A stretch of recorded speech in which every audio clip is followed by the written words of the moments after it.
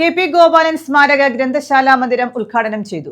ഗ്രാമോത്സവം, സാംസ്കാരിക സമ്മേളനം, പ്രതിഭാ പുരസ്കാര സമർപ്പണം എന്നിവയും ഇതോടനുബന്ധിച്ച് നടത്തി.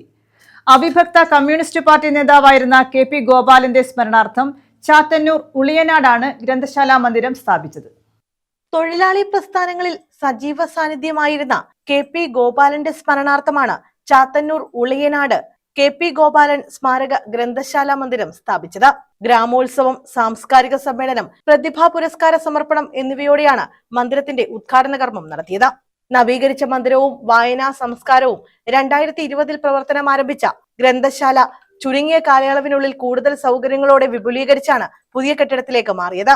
വൈവിധ്യമാർന്ന പുസ്തക ശേഖരം, റഫറൻസ് ലൈബ്രറി, കുട്ടികൾക്കായുള്ള പ്രത്യേക ബാലവേദി എന്നിവ ഉൾപ്പെടെ ആധുനികമായ എല്ലാ സജ്ജീകരണങ്ങളും പുതിയ മന്ദിരത്തിൽ ഒരുക്കിയിട്ടുണ്ട്. ലൈബ്രറി കൗൺസിൽ സംസ്ഥാന സെക്രട്ടറി വി.കെ. മധു ഉദ്ഘാടനം നിർവഹിച്ചു. ഈ നല്ല നാടിനെ നടുമുറ്റത്ത് കൊത്തിച്ചു വെച്ച ഐശ്വര്യപൂർണമായ നിലവിളക്ക് പോലെ ഈ നാടിനാകെ വരുംകാലത്ത് വിജ്ഞാനത്തിന്റെ വെളിച്ചം വിതറുന്ന അക്ഷര കേന്ദ്രമായി ഗ്രന്ഥശാല ഉയർന്നു വരട്ടെ എന്ന് ഞാൻ ആദ്യമായിട്ട് ആശംസിക്കുക.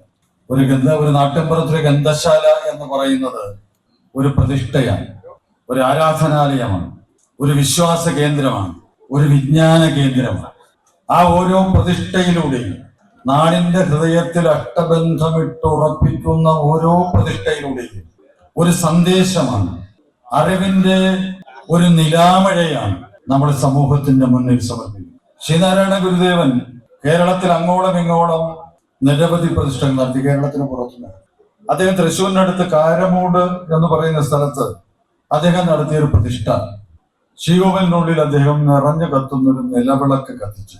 എന്നിട്ട് അതിന്റെ മുകളിൽ ഒരു വാചകം എഴുതി, തമസോ മാ ജ്യോതിർഗമയ, തമസോ ഇരുളിൽ നിന്നും മാ എന്നെ ജ്യോതിർഗമയ വെളിച്ചത്തിലേക്ക് നയിച്ചാൽ.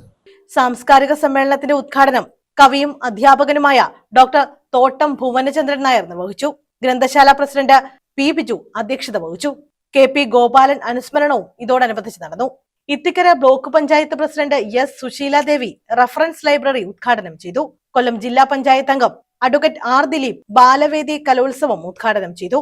പുസ്തക സമാഹരണത്തിന്റെ ഉദ്ഘാടനം Kollam taluk library council president P. Sasikalavathi നിർവഹിച്ചു.